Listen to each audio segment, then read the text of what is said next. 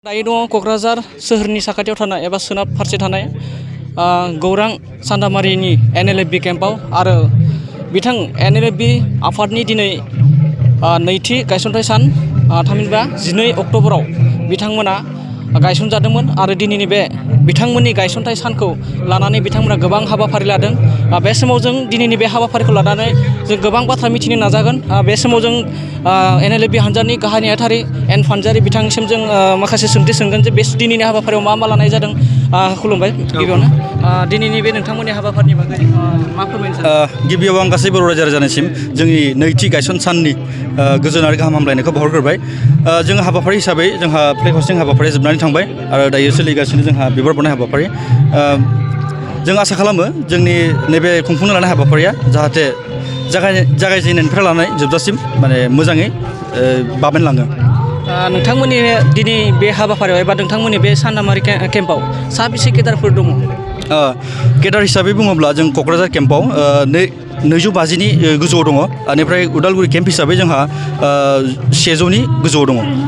दिनै नोंथांमोननि NLFB आफादा फैयै नैथि बोसोर जाबाय, 2 बोसोर जाबाय। दा बे हिसाबै नोंथांमोननि सावरायनाय सरकारजों सावरायनायाव माबायदि सोलिगासिनो दङ?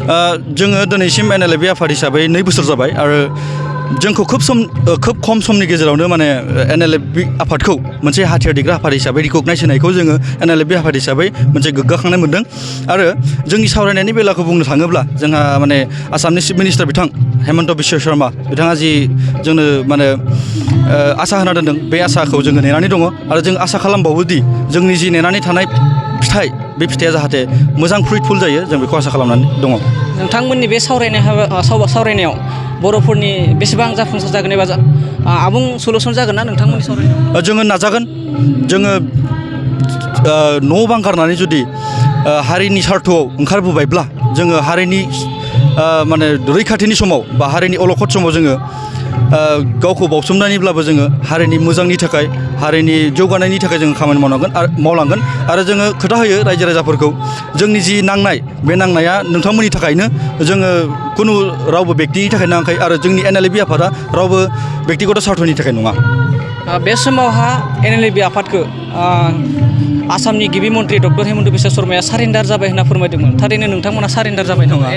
जोङो NLFB हिसाबै सारेन्डार जायाखै। जेब्ला जोङो गोजौनि हाग्रानिफ्राय ओंखारबोदोंमोन अब्लानो फोसावखादोंमोन जे जोङो सिज फायारावसो थागोन, माने दावहाखौ दोनथ'गोन, अब्लाबो जोंनि सावरायलायनाया थांबाय थागोन होननानै जोङो बाथ्रा होखानाय दङ आरो फोसावनायबो दंखायो बियो। बे समावहा दिनैनि बे नोंथांमोननि गोथार जोनोम सान एबा नोंथांमोननि NLFB आफादनि जोनोम सानावहा रन्जन दैमारि बिथांनि बागै मा फोरमायनो सानो?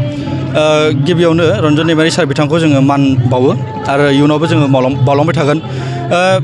जोङो माने रन्जन दैमारि सारनि बाथ्राखौ बुङोब्ला खोब माने दुखु मोनो।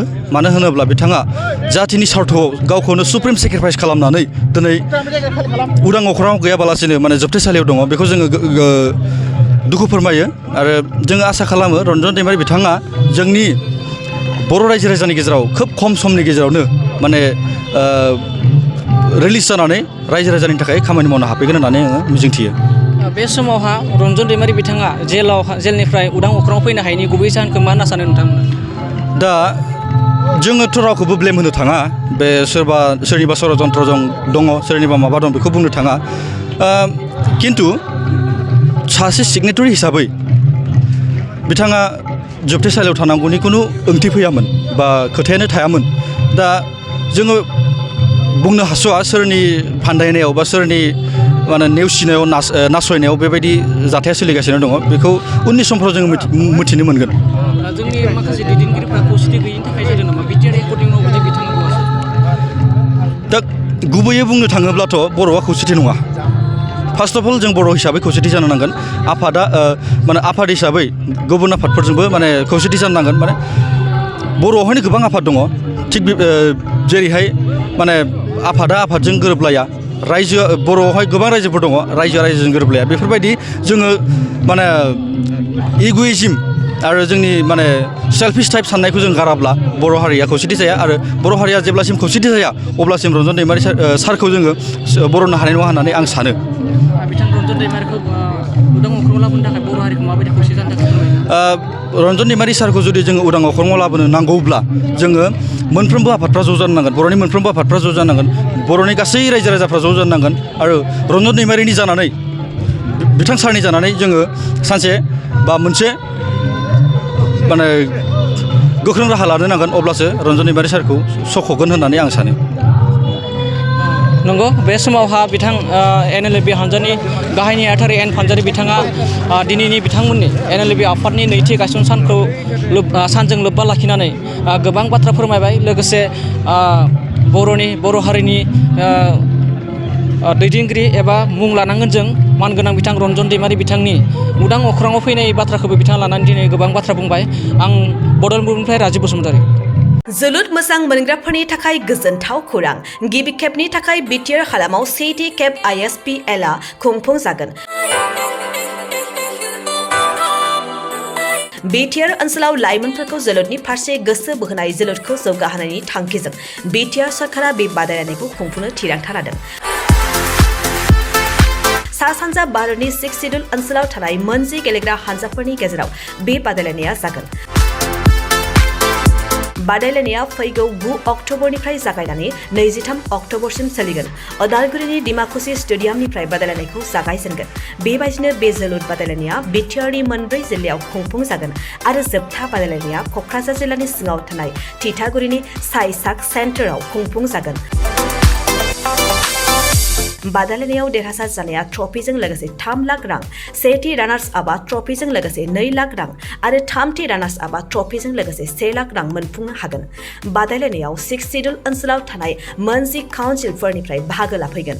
फारि बायदियै Tripura tribal areas autonomous council, Khasi hills district autonomous council, Jaintia hill district autonomous council, Garo hills district autonomous council, Lai autonomous council, Mara autonomous district council, Chakma district autonomous council, Karbi Anglong autonomous council, Dimasa Hasao autonomous council, Bodoland territorial reason.